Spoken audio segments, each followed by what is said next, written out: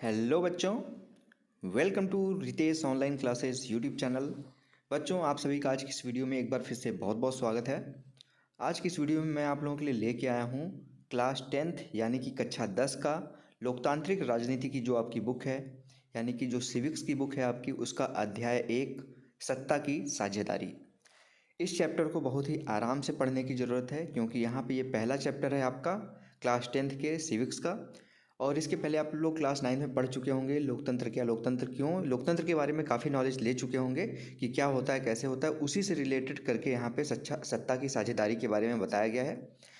तो पूरी वीडियो देखिएगा अगर आप लोग क्लास 10th में हैं, या फिर आप किसी कॉम्पिटिशन की तैयारी कर रहे हैं, एसएससी की तैयारी कर रहे हैं, सीटेट की तैयारी कर रहे हैं, किसी भी एग्जाम की तैयारी कर रहे हैं जहाँ पे एनसीईआरटी के क्वेश्चन पूछे जाते हैं। तो आज की वीडियो पूरी देखिएगा, एक एक चीज़ बारीकी से यहाँ पे आप लोगों को बताया जाएगा, कोई भी चीज़ छोड़ा नहीं जाएगा। ठीक है, जो भी इस अध्याय में है एक एक पॉइंट को आपको समझाया जाएगा। तो अगर वीडियो अच्छी लगती है, लास्ट में आप देखने के बाद आपको लाभ मिलता है इस वीडियो से, तो प्लीज़ वीडियो को लाइक कर दीजिएगा। और अगर ऐसे ही वीडियो आप लोग डेली बेसिस पे देखना चाहते हैं तो Ritesh online classes YouTube channel को सब्सक्राइब कर लीजिएगा, बेल आइकन दबा के रखिएगा। यहाँ पे बिल्कुल फ्री में सारी वीडियोज़ आपको प्रोवाइड की जाएंगी। तो चलिए देखते हैं परिचय। इस अध्याय के साथ हम लोकतंत्र की उस यात्रा को आगे बढ़ाएंगे जो पिछले साल शुरू हुई थी। ठीक है, क्लास 9th में आपने लोकतंत्र के बारे में काफ़ी चीज़ें पढ़ी हुई हैं। पिछले साल हमने देखा था कि लोकतांत्रिक व्यवस्था में सारी ताकत किसी एक अंग पर तक सीमित नहीं होती, यानी कि जो लोकतांत्रिक ताकत होती है व्यवस्था में वो बटी हुई होती है। विधायिका, कार्यपालिका और न्यायपालिका के बीच पूरी समझ के साथ सत्ता को विकेंद्रित कर देना लोकतंत्र के कामकाज के लिए बहुत ज़रूरी है। जैसे कोई भी एक पार्ट यहाँ पे लोकतंत्र का निरंकुश नहीं होता। पहले 3 अध्यायों में हम सत्ता के बंटवारे पर सोच विचार को आगे बढ़ाएंगे। आइए हम बेल्जियम, यहाँ पे दो देशों के बारे में बताया, बेल्जियम और श्रीलंका के 2 कथाओं के साथ शुरू करेंगे। ये दोनों घटनाएं बताती हैं कि विभिन्न लोकतांत्रिक शासन पद्धतियाँ सत्ता के बंटवारे की मांग से किस तरह निपटती हैं। इन घटनाओं से यह समझने में कुछ मदद मिलेगी कि आखिर लोकतंत्र में सत्ता के बंटवारे की जरूरत क्यों होती है। इससे हम सत्ता के बंटवारे के उस रूप को पर बातचीत कर पाएंगे जिनकी चर्चा अगले 2 अध्यायों में की गई है। पहले हम चलते हैं अध्याय की तरफ, और अध्याय में पहला यहाँ पे देखिए, बेल्जियम और श्रीलंका के बारे में यहाँ पे 2 कहानियाँ बताई गई हैं, उसको पढ़ते हैं। बेल्जियम यूरोप का एक छोटा सा देश है। ठीक है, थोड़ा सा जूम कर लेता हूँ। क्षेत्र में हमारे हरियाणा राज्य से भी छोटा। इसकी सीमा फ्रांस, नीदरलैंड, जर्मनी और लग्जमबर्ग से लगती है। ठीक है, ये भी याद करने योग्य बात है कि बेल्जियम की जो सीमा है वो 4 देशों से लगती है, फ्रांस, नीदरलैंड, जर्मनी और लग्जमबर्ग से। इसकी आबादी 1 करोड़ से थोड़ी अधिक है, यानी हरियाणा की आबादी के करीब आधी। इस छोटे से देश के समाज की जातियाँ, यहाँ पे जातीय बुनावट या फिर बनावट बहुत जटिल है। देश की कुल आबादी का 59% हिस्सा फ्लेमिश इलाके में रहता है और डच बोलता है। शेष 40% हिस्सा वेलोनिया क्षेत्र में रहते हैं और फ्रेंच बोलते हैं। यानी कि यहाँ पे देखिए, इस देश में 2 तरह के लोग हैं, एक डच हैं जो डच बोलते हैं और दूसरे फ्रांस की लैंग्वेज बोलते हैं, फ्रेंच। शेष 1% लोग आपने देखा, 40% ये हो गए, 59% ये हो गए, 1% अभी भी बचे हैं, आपके दिमाग में आना चाहिए था। 1% लोग जर्मन बोलते हैं, जो जर्मनी की सीमा से लगे होंगे वो जर्मनी की लैंग्वेज बोलते होंगे। जो फ्रांस की सीमा से लगा क्षेत्र होगा वहाँ पे फ्रेंच बोलते हैं। जो आपका यहाँ पे देखिए कहाँ गया, फ्लेमिश इलाका है वहाँ पे डच बोलते हैं। ठीक, शेष 1% जर्मन है जो जर्मन बोलते हैं। राजधानी ब्रुसेल्स के 80% लोग फ्रेंच बोलते हैं और 20% लोग डच बोलते हैं। अल्पसंख्यक फ्रेंच भाषी लोग तुलनात्मक रूप से ज़्यादा समृद्ध और ताकतवर रहे हैं। अब सोच लीजिए यहाँ पे क्या है कि जो अल्पसंख्यक है, जिनकी संख्या कम है, जो फ्रांस की लैंग्वेज बोलते हैं, फ्रेंच, वो बाकी सबकी तुलना में ज़्यादा समृद्ध, यानी कि ज़्यादा पैसे वाले हैं और ज़्यादा ताकतवर वाले हैं। बहुत बाद में जाकर आर्थिक विकास और शिक्षा का लाभ पाने वाले डच भाषी लोगों को इस स्थिति से नाराजगी थी। इसके चलते 1950 और 1960 के दशक में फ्रेंच और, इसको देख लीजिए, इसको भी दिखाता हूँ मैं उसके बाद नक्शे को, फिर यहाँ पे आगे चलते हैं। 1950 से 1960 दशकों में डच बोलने वाले समूहों के बीच तनाव बढ़ने लगा। इन दोनों समुदायों के टकराव का सबसे तीखा रूप ब्रुसेल्स में दिखा। यह एक विशेष तरह की समस्या थी। डच बोलने वाले लोग संख्या के हिसाब से अपेक्षाकृत ज़्यादा थे, लेकिन धन और समृद्धि के मामले में कमज़ोर और अल्पमत में थे। आइए इस स्थिति की तुलना एक और देश से करें। अब श्रीलंका के बारे में देखिएगा। श्रीलंका एक द्वीपीय देश है। आप सभी को श्रीलंका के बारे में तो पता ही होगा। नीचे हमारा पड़ोसी देश है जो तमिलनाडु के दक्षिण तट से कुछ किलोमीटर की दूरी पर स्थित है। इसकी आबादी करीब 2 करोड़ है, यानी हरियाणा के बराबर। दक्षिण एशिया के अन्य देशों की तरह श्रीलंका की आबादी में भी कई जाति समूह के लोग रहते हैं। सबसे प्रमुख जाति यहाँ पे समूह है सिंहलियो, जिसकी आबादी कुल जनसंख्या का 74% है। फिर तमिलों का नंबर आता है, जिनकी आबादी कुल जनसंख्या का 18% है। तमिलों की में भी 2 समूह हैं। श्रीलंकाई मूल के तमिल 13% है। अब देखिए, जो यहाँ पे बेल्जियम का फिगर दिखाया गया था, बारे में बताया गया था, वो ये है। ठीक है, ब्रुसेल्स राजधानी है ये, यहाँ पे देखिएगा। उसके बाद जो लाल इलाका है वो बेलोन है, फ्रेंच भाषी इलाका ही है। थोड़ा सा कलर चेंज कर लेता हूँ इसका, जिससे देखने में आसानी हो आपको। और पीला जो इलाका है, ये वाला ऊपर वाला, ये फ्लेमिश है, डच बोलने वाला। और इधर जो एरिया है वो जर्मन बोलने वाला है, 1%। देख लीजिए इसको ध्यान से।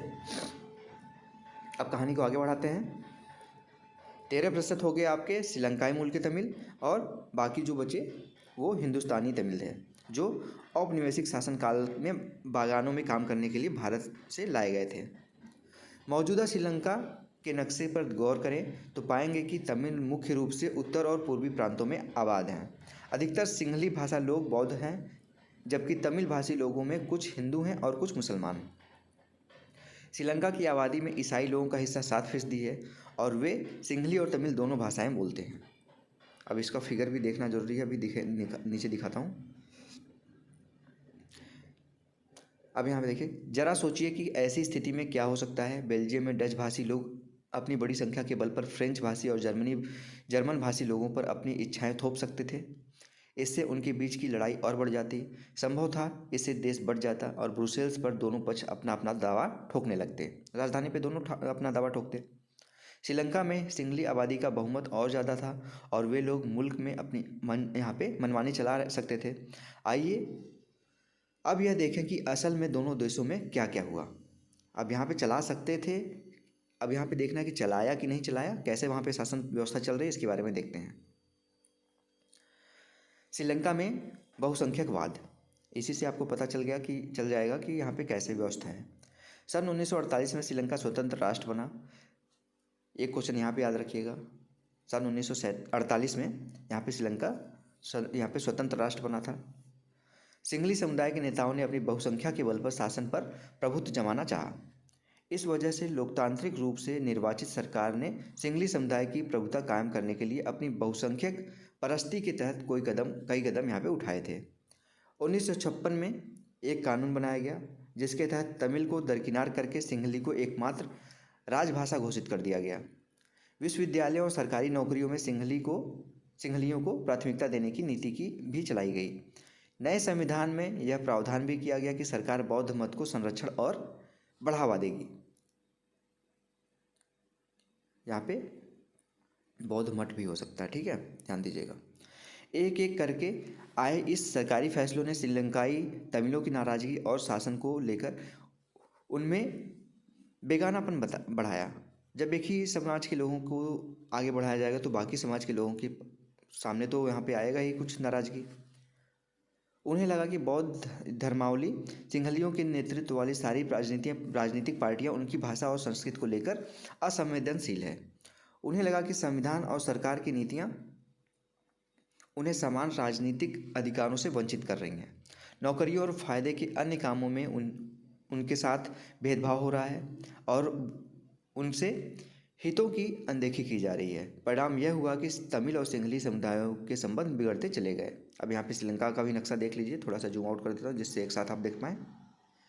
ऊपर देखिए जाफना है, ठीक है, टिंकोमाली है,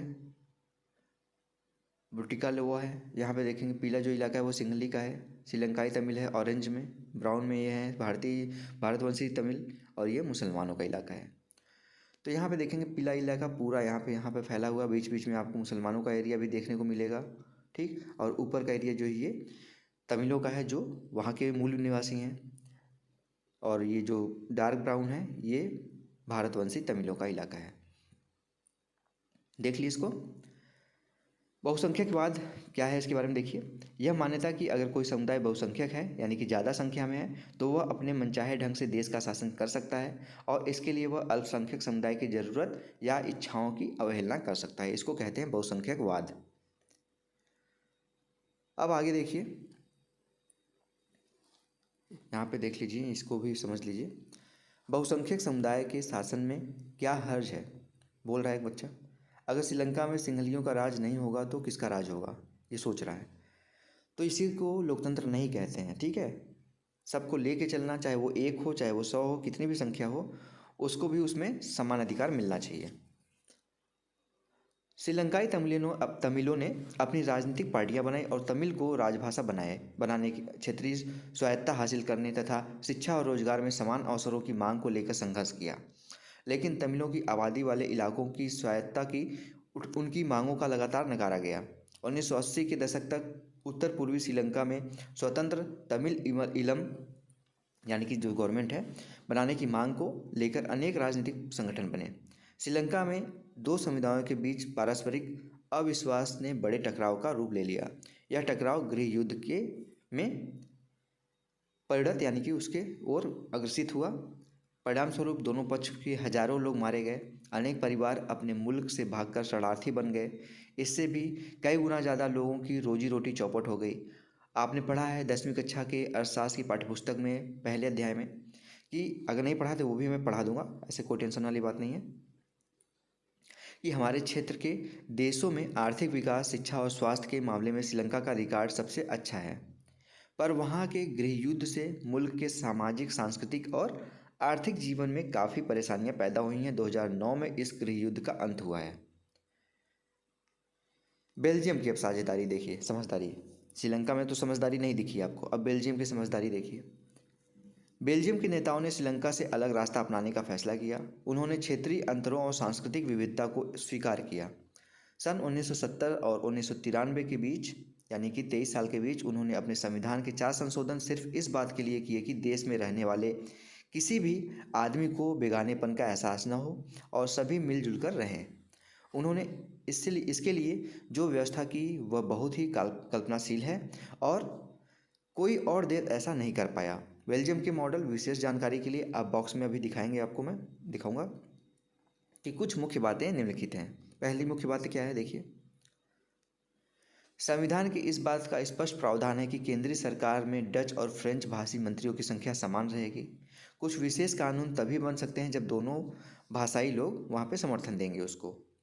समूह के सांसदों का बहुमत उनके पक्ष में हो। इस प्रकार किसी भी एक समुदाय के लोग एक तरफा फैसला नहीं ले सकते।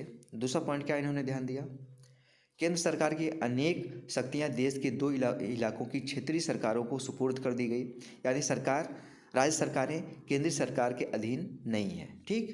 तीसरा है जैसे भारत में है, ब्रुसेल्स में अलग सरकार है और इसमें दोनों समुदायों का समान प्रतिनिधित्व है। फ्रेंच भाषी लोगों ने ब्रुसेल्स में समान प्रतिनिधित्व के लिए इस प्रस्ताव को स्वीकार किया, क्योंकि डच भाषी लोगों ने केंद्रीय सरकार में बराबरी का प्रतिनिधित्व स्वीकार किया। अब यहाँ पे देखिए क्या लिखा है, रूई दे ला, उनका लैंग्वेज है मोंटेजबर्ग, ग्रैंड प्लेस, ग्रोटी मार्क।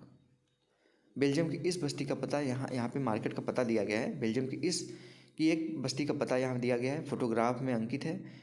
गौर करें कि स्थान का नाम और दिशा की जानकारी दो भाषाओं में है, एक फ्रेंच में है और एक यहाँ पे डच में है। ठीक, एक फ्रेंच में है और एक डच में है। अब कौन सा फ्रेंच में कौन सा डच में ये नहीं पता, लेकिन दोनों में से एक फ्रेंच है एक डच है। भला यह कोई भी समाधान हुआ, मुझे इस बात की खुशी है कि हमारा संविधान ऐसी बातें नहीं कहता कि किसी समुदाय के कितने मंत्री हों। ये सोच रही बच्ची। अगला यहाँ पे क्या ध्यान दिया गया उसके संविधान में, केंद्रीय और राज्य सरकार के अलावा यहाँ एक तीसरा स्तर की सरकार भी काम करती है, यानी सामुदायिक सरकार। इस सरकार का चुनाव एक ही भाषा के बोलने वाले लोग करते हैं, यानी डच के लोग हैं तो डच भाषा की सरकार चुनेंगे, फ्रेंच के लोग हैं तो फ्रेंच भाषा की सरकार चुनेंगे। ठीक है, और जर्मन बोलने वाले जर्मनी भाषा की सरकार चुनेंगे। ठीक, इस समुदाय सरकार को चुनते हैं। इस सरकार को संस्कृति, शिक्षा और भाषा जैसे मसलों पर फैसले लेने का अधिकार है।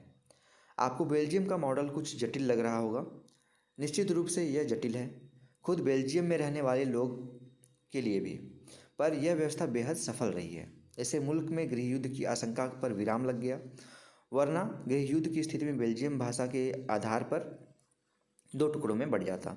जब अनेक यूरोपीय देशों में ने साथ मिलकर यूरोपीय संघ बनाने का फैसला किया तो ब्रुसेल्स को उसका मुख्यालय बनाया गया। सोच लीजिए कि जो देश ऐसी स्थिति में है जहाँ पे 2-3 भाषाएं बोलने वाले लोग हैं, उस देश को यूएन का यहाँ पे यूरोपीय संघ का यूरोपीय यूनियन का मुख्यालय बनाया गया, ब्रुसेल्स।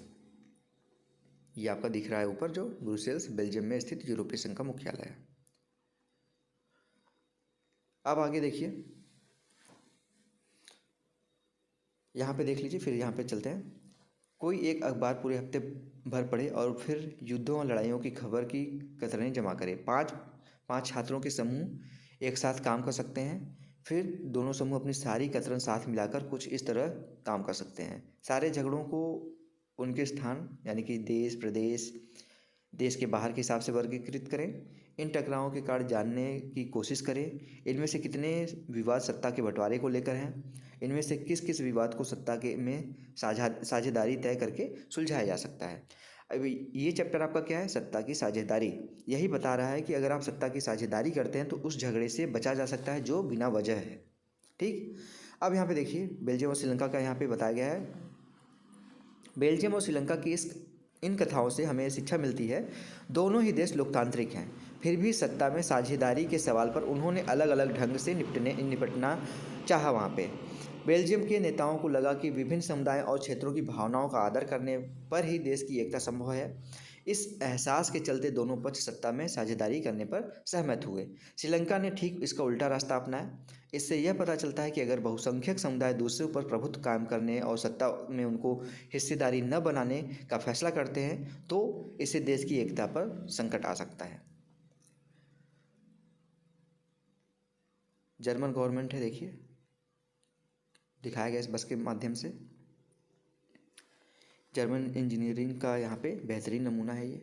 2 बस ड्राइवर देखिए है यहाँ पे, 2 स्टीयरिंग है। बाईं तरफ अंकित कार्टून में जर्मनी की एक समस्या का संकेत किया गया है। यहाँ क्रिश्चियन डेमोक्रेटिक पार्टी और सोशल डेमोक्रेटिक पार्टी दो नाम की पार्टियाँ हैं। ऐतिहासिक रूप से ये दोनों पार्टियाँ एक दूसरे की प्रतिस्पर्धी रही हैं, यानी कि एक दूसरे के खिलाफ लड़ती हैं चुनाव। सन 2005 के चुनाव में इन दोनों में से किसी को यहाँ पे अपने बूते सरकार बनाने लायक बहुमत नहीं मिला, इसलिए इन्हें गठबंधन सरकार बनानी पड़ी। दोनों दल विभिन्न नीतिगत मामलों पर अलग अलग पक्ष लेते हैं, फिर भी वहाँ सरकार मिलकर चल रही है। जर्मनी की संसद के बारे में जानकारी अगर करनी है आपको तो यहाँ पे जाके आप इस लिंक पे देख सकते हैं। वहाँ के देश के लिए अब यहाँ पे जो पढ़े थे ऊपर उसके आगे बढ़ते हैं। यहाँ से सत्ता की साझेदारी क्यों जरूरी है। इस प्रकार सत्ता के बंटवारे के पक्ष में 2 तरह के तर्क दिए जा सकते हैं। पहला, सत्ता का बंटवारा ठीक है क्योंकि इससे विभिन्न सामाजिक समूहों के बीच टकराव का अंदेशा कम हो जाता है। चूँकि सामाजिक टकराव आगे बढ़कर अक्सर हिंसा और राजनीतिक अस्थिरता का रूप ले लेता है, इसलिए सत्ता में हिस्सा दे देना राजनीतिक व्यवस्था के स्थायित्व के लिए अच्छा है। बहुसंख्यक समुदाय की इच्छा को बाकी सभी पर थोपना तात्कालिक तौर पर लाभकारी लग सकता है, पर आगे चलकर यह देश की अखंडता के लिए यहाँ पे घातक हो सकता है। बहुसंख्यकों का आतंक सिर्फ अल्पसंख्यकों के लिए ही परेशानी पैदा नहीं करता, अक्सर यह बहुसंख्यकों के लिए भी बर्बादी का कारण बन जाता है। सत्ता का बंटवारा लोकतांत्रिक व्यवस्थाओं के लिए ठीक है। इसके पक्ष में एक और बात कही जा सकती है और वह बात यहाँ पे कहीं ज़्यादा गहरी है। सत्ता की साझेदारी दरअसल लोकतंत्र की आत्मा है। लोकतंत्र का मतलब ही होता है कि जो लोग इस शासन व्यवस्था के अंतर्गत हैं उनके बीच सत्ता का बांटा जाए और ये लोग इसी ढर्रे में रहें। इसलिए वैध सरकार वही है जिसने अपनी यहाँ पे भागीदारी के माध्यम से सभी समूह शासन व्यवस्था से जुड़ते हैं। इन 2 तर्कों में से एक तो को हम युक्तिपरक और दूसरे को नैतिक तर्क कह सकते हैं। युक्तिपरक या साझेदारी का तर्क लाभकर परिणामों पर जोर देता है, जबकि नैतिक तर्क सत्ता के बंटवारे के अर्थपूर्ण महत्व को बताता है। इसको आप लोग देख के पढ़ लीजिएगा, इसमें कुछ ऐसा नहीं दिया है, नॉर्मल चीज़ें बताई गई हैं बेल्जियम के बारे में। वहाँ की शिक्षा के बारे में। खलील की उलझन, देखिए यहाँ पे क्या है खलील की उलझन। जैसा कि होता आया है, इस बार की यहाँ पे विक्रम रात की खामोशी में अपनी मोटरसाइकिल चलाते जा रहा था और बेताल उसकी पीठ पर बैठा था। विक्रम बेताल की कहानी तो सुने ही होंगे। हमेशा की तरह इस बार भी यह सोचकर कि कहीं विक्रम को नींद ना आ जाए और बेताल ने कहानी सुनाना शुरू किया। कहानी कुछ इस प्रकार है। बैतूल शहर में खलील नाम का एक आदमी रहता था। उसके माँ बाप अलग अलग समुदाय के थे। उसके पिता ऑर्थोडॉक्स ईसाई थे तो माँ सुन्नी मुसलमान। आधुनिक शहर के लिए यह कोई अनूठी बात नहीं थी। लेबनान में अलग अलग समुदाय के लोग रहते हैं थे और यहाँ पे राजधानी बैतूल में भी बस जाते थे। वे साथ रहते थे, मेल जोल होता था, पर गृह युद्ध में वे एक दूसरे से लड़ते भी थे। खलील का एक चाचा ऐसी ही लड़ाई में मारा गया था। गृह युद्ध की समाप्ति के बाद लेबनान के सारे नेता साथ मिलकर बैठे और विभिन्न समुदायों के बीच सत्ता के बंटवारे के कुछ बुनियादी नियमों पर सहमत हुए। इन नियमों के अनुसार तय हुआ कि देश का राष्ट्रपति मैरोनाइट पंथ का कोई कैथोलिक ही होना चाहिए। सिर्फ सुन्नी मुसलमान ही प्रधानमंत्री हो सकता है। उप प्रधानमंत्री का पद ऑर्थोडॉक्स ईसाई और संसद के अध्यक्ष का पद शिया मुसलमान के यहाँ पे लिए उसके लिए तय हुआ। इस समझौते के अनुसार आगे ईसाई फ्रांस से संरक्षण की मांग नहीं करेंगे और मुसलमान भी पड़ोसी सीरिया के साथ एकीकरण की मांग छोड़ने पर सहमत हुए। जब ईसाइयों और मुसलमानों के बीच यह समझौता हुआ था तब दोनों की आबादी लगभग बराबर थी। बाद में मुसलमान स्पष्ट रूप से बहुमत में आ गए, पर दोनों पक्ष अभी भी उस समझौते का आदर करते हुए उसे मानते रहते हैं। खलील को इस समझौते में बड़ी गड़बड़ी लगती है। वह राजनीतिक महत्वाकांक्षा वाला यहाँ पे लोकप्रिय व्यक्ति है, लेकिन मौजूदा व्यवस्था के रहते वह सबसे बड़े पद पर पहुंचना चाहता है, लेकिन पहुंच नहीं पाएगा क्योंकि वो नियम कानून ऐसा है। वह न तो माँ के धर्म को मानता है और न ही पिता के। असल में वह चाहता ही नहीं कि उसे किसी भी धर्म से जोड़कर पहचाना जाए। उसे समझ में नहीं आता कि लेबनान की अन्य यहाँ पे सामान्य लोकतंत्र की तरह क्यों नहीं वहाँ पे काम होता। उसका कहना है सिर्फ चुनाव कराइए, हर किसी को चुनाव लड़ने की आज़ादी दीजिए, जिसे सबसे ज़्यादा वोट मिले वो राष्ट्रपति बन जाए, भले ही वो किसी भी समुदाय का हो। लेकिन उसके जिन बड़े बुजुर्गों ने गृह युद्ध देखा, उनका कहना है कि मौजूदा व्यवस्था ही शांति की सबसे अच्छी गारंटी देता है। अभी कहानी खत्म नहीं हुई है। वे टीवी टावर के पास पहुंच गए। यहाँ वे रुक सकते थे। बेताल ने जल्दी से कहानी खत्म की और अपना सवाल विक्रम से पूछा, अगर आपको लेबनान का कानून फिर से लिखने का अधिकार हो तो आप क्या करते? क्या आप पुरानी व्यवस्था ही चलने देते या कुछ नया करते? बेताल विक्रम और अपने बीच हुए समझौते को दोहराना नहीं भूला। अगर आपके दिमाग में स्पष्ट जवाब है, आप फिर भी नहीं बताते तो आपकी मोटरसाइकिल जाम हो जाएगी और आप आगे नहीं बढ़ पाएंगे। क्या आप बेचारे विक्रम को बेताल के सवाल का जवाब देने में मदद कर सकते हैं? अब आप बताइए कि यहाँ पे क्या विक्रम का जो सवाल है वो सही, मतलब बेताल का सवाल है जो विक्रम से, वो सही है? क्या वहाँ पे आप जो कानून व्यवस्था है उसको बदलना चाहेंगे या फिर जैसे चल रही है वैसे चलते देना चाहेंगे? सत्ता की साझेदारी के रूप अब पढ़ते हैं हम। राजनीतिक सत्ता का बंटवारा नहीं किया जा सकता, इसी धारणा के विरुद्ध सत्ता की साझेदारी का विचार सामने आया था। लंबे समय से यहाँ पे मान्यता चल रही थी कि सरकार की सारी शक्तियाँ एक व्यक्ति या किसी खास स्थान पर रहने वाले व्यक्ति समूह के हाथ में रहनी चाहिए। अगर फैसले लेने की शक्ति बिखर गई तो तुरंत फैसले लेने का और उन्हें लागू करना संभव नहीं होगा। लेकिन लोकतंत्र का एक बुनियादी सिद्धांत है कि जनता ही सारी राजनीतिक शक्तियों का स्रोत है। इसमें लोग स्वशासन की संस्थाओं के माध्यम से अपना शासन चलाते हैं।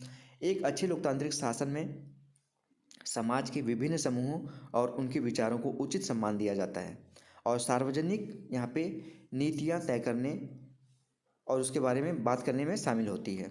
सभी को शामिल किया जाता है। इसलिए उसी लोकतांत्रिक शासन को अच्छा माना जाता है जिसमें ज़्यादा से ज़्यादा नागरिकों की भागीदारी हो, हिस्सेदारी हो, राजनीतिक सत्ता में हिस्सेदारी हो। आधुनिक लोकतांत्रिक व्यवस्थाओं में सत्ता की साझेदारी के अनेक रूपों को हो सकते हैं। आइए हम कुछ प्रचलित उदाहरणों को यहाँ पे देखें। पहला है यहाँ पे शासन के विभिन्न अंग जैसे विधायिका, कार्यपालिका और न्यायपालिका के बीच सत्ता का बंटवारा रहता है। इसे हम सत्ता का यहाँ पे क्षैतिज वितरण कहेंगे, क्योंकि इसमें सरकार के विभिन्न अंग एक ही स्तर पर रहकर अपनी अपनी शक्तियों का उपयोग करते हैं। ऐसे बंटवारे से यह सुनिश्चित हो जाता है कि कोई भी एक अंग सत्ता का असीमित उपयोग नहीं कर सकता। हर अंग दूसरे पर अंकुश लगा सकते हैं। इससे विभिन्न संस्थाओं के बीच सत्ता का संतुलन बना रहता है। लोकतांत्रिक संस्थाओं के बारे में कक्षा 9 में आपने पढ़ा होगा कि हमारे देश में कार्यपालिका सत्ता का उपयोग करती जरूर है, पर संसद के अधीन कार्य करती है, यानी कि न्यायपालिका के अधीन करती है। न्यायपालिका की नियुक्ति कार्यपालिका करती है, पर न्यायपालिका ही कार्यपालिका पर और विधायिका पर द्वारा बनाए गए कानून पर अंकुश रखती है। इस व्यवस्था को नियंत्रित और संतुलन की व्यवस्था भी कहते हैं, यानी कि कोई भी एक दूसरे से आगे नहीं है, सब बराबर हैं। यहाँ पे देखिए, बुश हैं, पुतिन है, व्लादिमीर पुतिन, और सत्ता की बागडोर केवल हमारे हाथ में रहे ये चाहते हैं। और ये जो बुश हैं ये बता रहा है कि डेमोक्रेसी है तो सत्ता बदलती रहती है। सरकार के बीच भी विभिन्न स्तरों पर सत्ता का बंटवारा हो सकता है, जैसे पूरे देश के लिए एक सामान्य सरकार हो और फिर प्रांत या क्षेत्रीय स्तर पर अलग अलग सरकार रहे। पूरे देश के लिए बनने वाली ऐसी सामान्य सरकार को अक्सर संघ या फिर केंद्र सरकार कहते हैं। प्रांतीय या क्षेत्रीय स्तर की सरकार को हम अलग अलग नामों से जानते हैं। भारत में इसे हम राज्य सरकार कहते हैं। हर देश में बंटवारा ऐसे ही नहीं है। कई देशों में प्रांतीय या क्षेत्रीय सरकारें नहीं हैं, लेकिन हमारी तरह जिन देशों में ऐसी व्यवस्था है वहाँ के संविधान में इस बात का स्पष्ट उल्लेख है कि केंद्र और राज्य सरकारों के बीच सत्ता का बंटवारा किस तरह होगा। बेल्जियम में तो यह काम हुआ है, पर श्रीलंका में नहीं हुआ है। राज्य सरकारों के से नीचे के स्तर पर सरकारों के लिए भी ऐसी व्यवस्था हो सकती है। नगर पालिका और पंचायतें ऐसी ही इकाइयाँ हैं। उच्च स्तर और निम्न स्तर की सरकारों के बीच सत्ता के ऐसे बंटवारे को ऊर्ध्वाधर वितरण कहा जाता है। एक क्षैतिज वितरण है, एक ऊर्ध्वाधर है। जो ऊपर नीचे से आ रहा है वो ऊर्ध्वाधर है, और जो बराबर का है कार्यपालिका, न्यायपालिका और व्यवस्थापिका, ये क्षैतिज है। हम अगले अध्याय में इसके बारे में विस्तार से चर्चा करेंगे।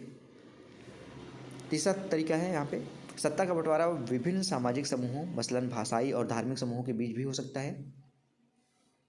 बेल्जियम में सामुदायिक सरकार इस व्यवस्था का एक अच्छा उदाहरण है।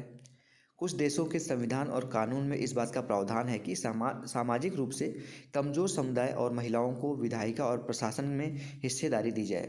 पिछले साल हमने अपने देश में प्रचलित आरक्षित चुनाव क्षेत्र वाली ऐसी व्यवस्था के बारे में पढ़ा था। इस व्यवस्था की तरह की व्यवस्था विधायिका और प्रशासन में अलग अलग सामाजिक समूहों को हिस्सेदारी देने के लिए की जाती है, ताकि लोग खुद को शासन से अलग न समझें। अल्पसंख्यक समुदाय को भी इस तरीके की सत्ता में उचित हिस्सेदारी दी जाए। सामाजिक विधायिकाओं को शासन में भागीदारी देने के अलग अलग तरीकों पर हम इकाई 2 में यहाँ पे चर्चा करेंगे। आगे अभी चर्चा होगी काफ़ी। चौथा तरीका है सत्ता के बंटवारे का एक रूप हम विभिन्न प्रकार के दबाव समूह और आंदोलनों द्वारा शासन को प्रभावित और नियंत्रित करने के तरीके में भी लक्ष्य कर सकते हैं। लोकतंत्र में लोगों के सामने सत्ता के दावेदारों के बीच चुनाव का विकल्प जरूर रहना चाहिए। समकालीन लोकतांत्रिक व्यवस्थाओं में यह विकल्प विभिन्न पार्टियों के रूप में उपलब्ध होता है। पार्टियां सत्ता के लिए आपस में प्रतिस्पर्धा करती हैं। पार्टियों की यह आपसी प्रतिद्वंदिता ही इस बात को सुनिश्चित कर देती है कि सत्ता एक व्यक्ति की या समूह के हाथ में न रहे। एक बड़ी समयावधि तक गौर करें तो पाएंगे कि सत्ता बारी बारी से अलग अलग विचारधारा और सामाजिक समूहों के बीच पार्टी के हाथ आती जाती है। कई बार सत्ता की भागीदारी एकदम प्रत्यक्ष दिखती है, क्योंकि 2 या अधिक पार्टियां मिलकर चुनाव लड़ती हैं या सरकार का गठन करती हैं। लोकतंत्र में हम व्यापारी, उद्योगपति, किसान और औद्योगिक मजदूर जैसे कई संगठित हित समूहों को भी सक्रिय देखते हैं। सरकार के विभिन्न समितियों में सीधी भागीदारी करके या नीतियों पर अपने यहाँ पे सदस्य वर्ग के लाभ के लिए दबाव बनाकर ये समूह भी सत्ता में भागीदारी करते हैं। इकाई 3 में राजनीतिक दलों की कार्यप्रणाली पे गौर किया जाएगा। अब यहाँ पे देखिए, स्कूल में एक बच्ची है, बता रही है मेरे स्कूल में हर महीने क्लास मॉनिटर बदला जाता है। क्या आप इसे ही सत्ता की भागीदारी बता सकते हैं? बिल्कुल, शक्ति एक जगह पे ना रहे, बढ़ती रहे। सत्ता के बंटवारे के कुछ उदाहरण निम्नलिखित हैं। ये सत्ता की साझेदारी की 4 श्रेणियों में से किसमें से आते हैं? सत्ता का साझा कौन किससे करता है? यहाँ पे 4 चीज़ें बताई गई हैं। पहला देखिए, बम्बई उच्च न्यायालय ने महाराष्ट्र सरकार को आदेश दिया कि तत्काल कार्रवाई करे और मुंबई के 7 अनाथालयों के 2000 बच्चों के रखरखाव में सुधार करे। दूसरा है, कनाडा के ओंटारियो प्रांत की सरकार ने वहाँ के मूल निवासी समुदाय के साथ ज़मीन के दावों पर निपटारा करने की सहमति दे दी। स्थानीय मामलों में के लिए यहाँ पे जवाबदेही मंत्री ने घोषित की कि सरकार मूल निवासी समुदाय के साथ पारस्परिक सम्मान और सहयोग की भावना में से काम करेगी। तीसरा है, रूस की 2 प्रभावशाली राजनीतिक पार्टियों the union of right forces और लिबरल याब्लोको मूवमेंट ने एक मजबूत दक्षिणपंथी गठबंधन बनाने के लिए अपने संगठनों के विलय का फैसला लिया। इनका प्रस्ताव है कि अगले संसदीय चुनाव में हम उम्मीदवारों की साझा सूची बनाएंगे। और चौथा है, नाइजीरिया के विभिन्न प्रांतों के वित्त मंत्रियों ने एकजुट होकर मांग की है कि संघीय सरकार अपनी आमदनी के स्रोतों को घोषित करे। वे यह भी जानना चाहते थे कि विभिन्न प्रांतों के बीच राजस्व का बंटवारा किस आधार पर होगा। तो ये सत्ता के बंटवारे के बारे में है, 4 श्रेणियाँ दी गई हैं। यहाँ पे किस किस श्रेणी में आता है इसके बारे में आपको बताना है। अब प्रश्नावली आ गया, क्वेश्चन आंसर आ गया दोस्तों। तो क्वेश्चन आंसर के लिए मैं अलग से वीडियो बनाता हूँ, आप सभी को पता है। एक वीडियो में आप लोगों को डिटेल में पढ़ाता हूँ, एक भी पॉइंट नहीं छोड़ा इस चैप्टर का। तो क्वेश्चन आंसर की वीडियो नेक्स्ट होगी। अगर वीडियो अच्छी लगी हो आप लोगों को कुछ समझ में आया हो इस चैप्टर को पढ़ने के बाद, तो प्लीज़ वीडियो को लाइक करिएगा। और ऐसी वीडियो अगर आप लोग डेली बेसिस पे देखना चाहते हैं तो Ritesh online classes YouTube channel को सब्सक्राइब कर लीजिए। साथ ही साथ बेल आइकन जरूर दबा के रखिए, जिससे मैं आप लोगों के लिए कोई वीडियो यहाँ पे बनाता हूँ, यहाँ पे आप लोगों को क्लास 6 से लेकर क्लास 12 तक के NCERT के सभी क्लासेस प्रोवाइड की जाएंगी, चाहे वो किसी भी क्लास का हो या फिर किसी भी सब्जेक्ट का हो। ठीक है, तो चैनल को सब्सक्राइब कर लीजिए और बेल आइकन दबा के रखिए, जिससे मैं आप लोगों की हेल्प के लिए कोई वीडियो बनाता हूं तो उसके बारे में आपको बिल्कुल फ्री में पता चलता रहे। तो स्टूडेंट, मिलते हैं नेक्स्ट वीडियो में, तब तक के लिए आप सभी का बहुत बहुत धन्यवाद। जय हिंद, वंदे मातरम।